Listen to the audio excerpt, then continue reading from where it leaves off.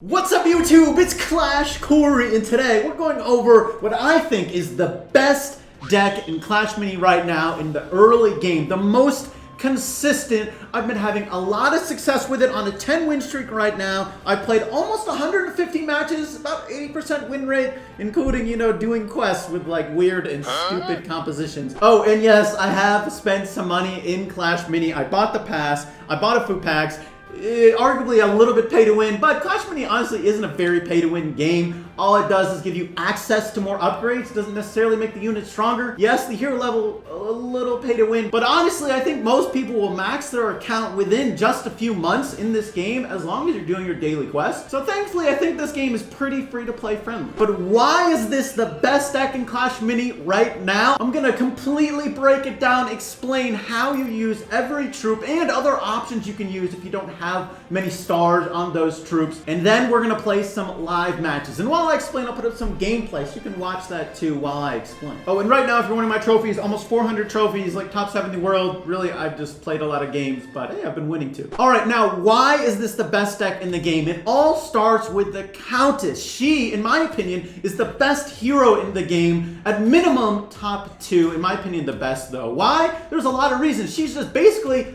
good at almost everything. First of all, she can be a frontline tank. You can put her in the front, and then whenever she supers, she'll lose the aggro of enemies and she'll heal up at the same time. And further, as I just said, she heals up, so she also has sustain. On top of that, she's got a fast attack speed, so she has relatively good damage outburst. Overall though, she's just a really well-rounded and good hero. All right, now let's break down the role and how you're gonna be using every unit in the deck. Starting off with the tanks. You're gonna need some tanks. Countess is a decent tank, but she's gonna be dashing to the back line. It's not her main role. So you want something like the skeleton guard. You can also alternatively use the knight. I don't actually have him unlocked yet, but those are two viable options. Both of them are really good to cost. The other tank I chose is the Pekka, who I think is one of the best units in the game, and partially because Pekka is really good versus Countess and Shield Maiden, who are the two strongest heroes right now. Also, Pekka can be an even better tank when you get her at 2 stars and you immediately do that 2-star ability with the 1st star upgrade, giving her block, making her an even more amazing tank. But if you don't want to use Pekka, use Giant Skeleton and just don't upgrade Giant Skeleton.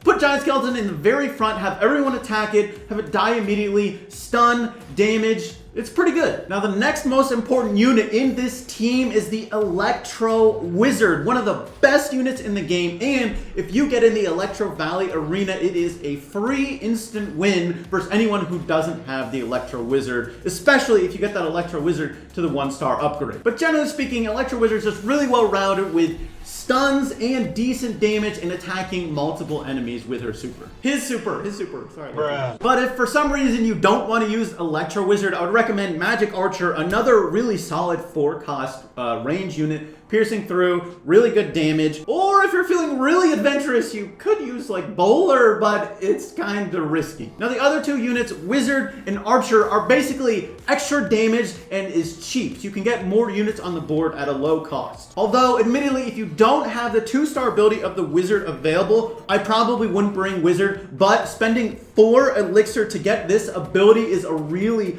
good damage boost to your team and can melt a lot of tanks and deal a lot of damage. Now, Archer at 1 star with his archery upgrade can deal some of the most damage in the game, but honestly, don't upgrade the Archer if the enemy has a Miner or a Countess. But Magic Archer can be really good versus team comps that have a lot of backline, like Magic Archer, Electro Wizard, Healing Ranger. In those cases, you do want that 1-star Archer upgrade, and it can be really good. Honestly, though, these 2 spots can definitely be really flexible. You can do Spear Goblin if you want. You can do Ice Wizard, though I probably wouldn't do it unless you have that 2-star upgrade available. That's definitely the best upgrade for Ice Wizard. Honestly, you could do Miner, you could do Knight. You can be really flexible with these spots. But one thing you notice is my team is pretty varied. I have 3 frontline units in the Skeleton Guard, the Pekka, and the Countess, and then 3 backline units in the Archer, the E-Wiz, and the Wizard. All right, now for some live matches. Let's see if we can find a match first. Countess and Shield Maiden, the 2 best heroes right now. And by the way, one reason I say it right now is because I think the meta will change a lot when these heroes get to level 10 and they get all their abilities and the extra health, hit speed, everything they get. And hey, if you guys are enjoying Clash Mini and this video, definitely consider subscribing. I'll have a lot more tips and gameplay for Clash Mini. Let me know what type of of video you want next, a tier list or a Shield Maiden deck. Meanwhile...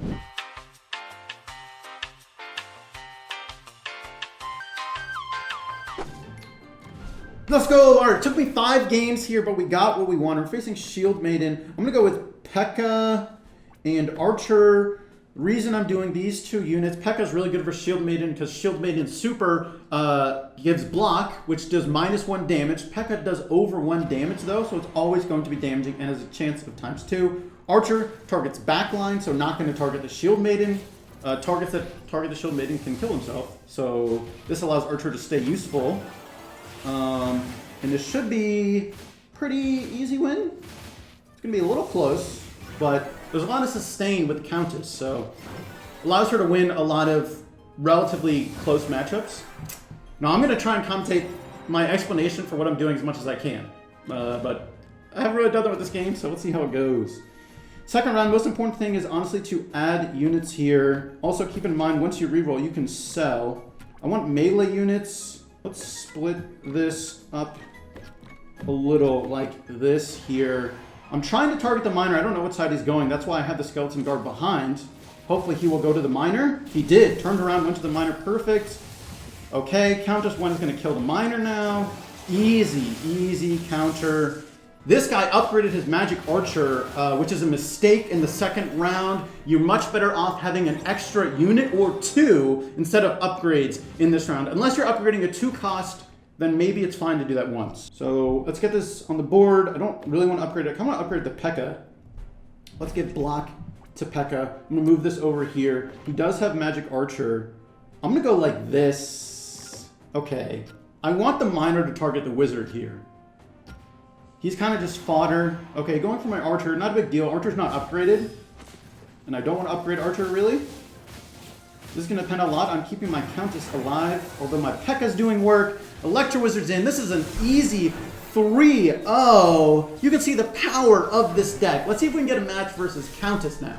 Oh, all right. We got Countess, and it's in Mirror Arena. I've only played in this arena once. So I'm not sure how this is going to go. Definitely Pekka. Can you mirror a hero? I actually don't know. I don't know what happens.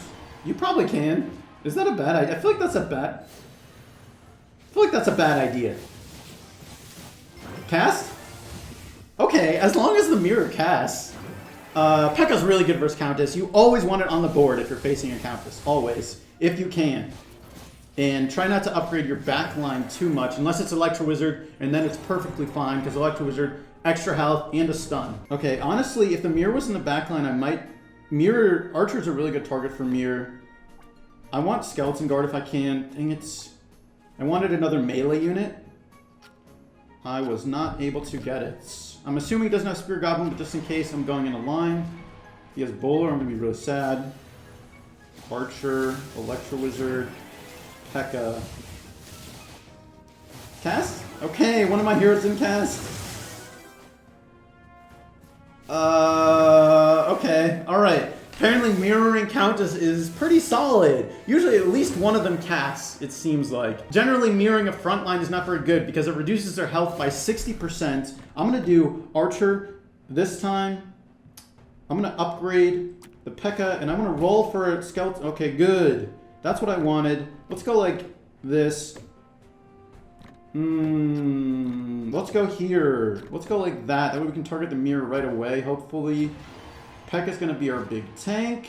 I should have had the wizard by the mirror side. He didn't mirror anything. Okay. This is pretty solid.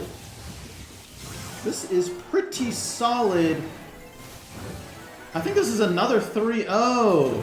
Let's go. You can see how strong this deck is. Let me know what type of video you guys want next. Tier list or Shield Maiden. Thanks so much for watching this video. I hope you enjoyed, and I'll catch you later.